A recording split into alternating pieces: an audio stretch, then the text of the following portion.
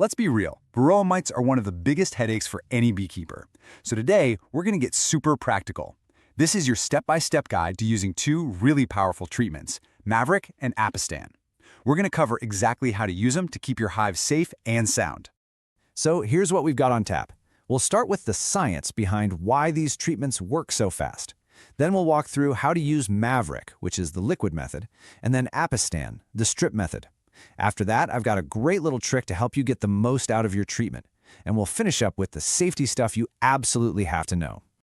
All right, so what's the magic ingredient here? It's a chemical called fluvolinate, and the reason we're talking about it is because it's a fast-acting solution that can really knock back the mite population, especially if your bees haven't been exposed to it before. So what is this stuff?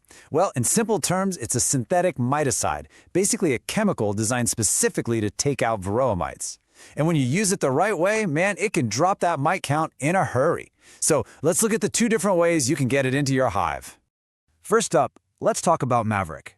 Now this one's a liquid concentrate, which means everything, and I mean everything, comes down to getting the mix and the application just right. And this is where you gotta be super precise. We're talking about starting with exactly 5 milliliters of the Maverick concentrate. This isn't a time for guesswork, you know?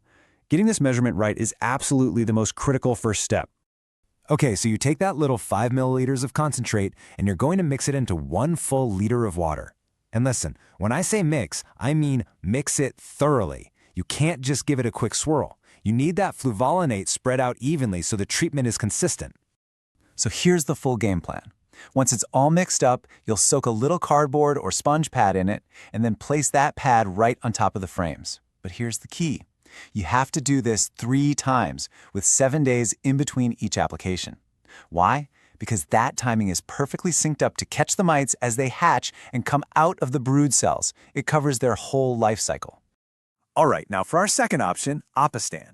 It's the same active ingredient, fluvolinate, but the way you deliver it is totally different. Instead of mixing a liquid, this method uses pre-made strips that give you a slow, steady release of the treatment over time.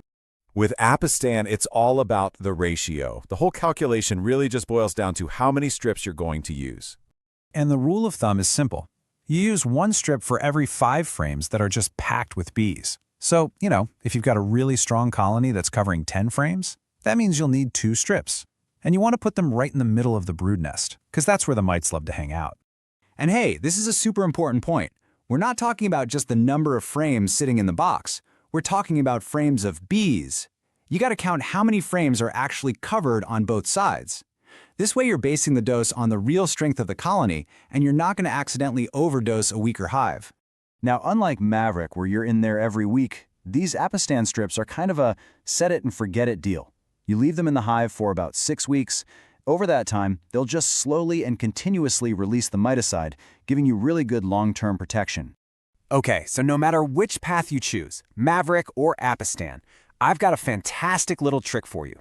This technique is going to help you seriously boost how effective your treatment is. It's called the Vaseline floor trap. Sounds simple, right? Because it is, but man, is it effective. All you do is take a piece of cardboard, smear a thin layer of petroleum jelly on it, and slide it onto the floor of your hive. As the treatment knocks the mites off the bees, they fall down and get stuck. They can't climb back up, they can't reinfest anybody, they're just done. It's a simple step that makes a huge difference.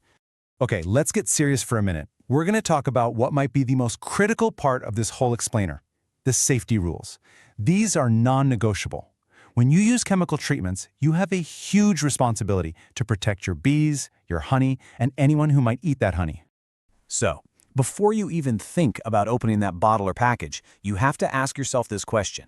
Seriously, knowing when not to treat is every bit as important as knowing how to do it. And the rules here are crystal clear. You absolutely, positively cannot use these treatments when your bees are making honey that you plan to harvest. Period. You also need to stop treatment at least 2 months before your main honey flow starts. And finally, don't treat when it's crazy hot outside. It just puts way too much stress on the bees. I mean, look at the difference here. The stakes are incredibly high.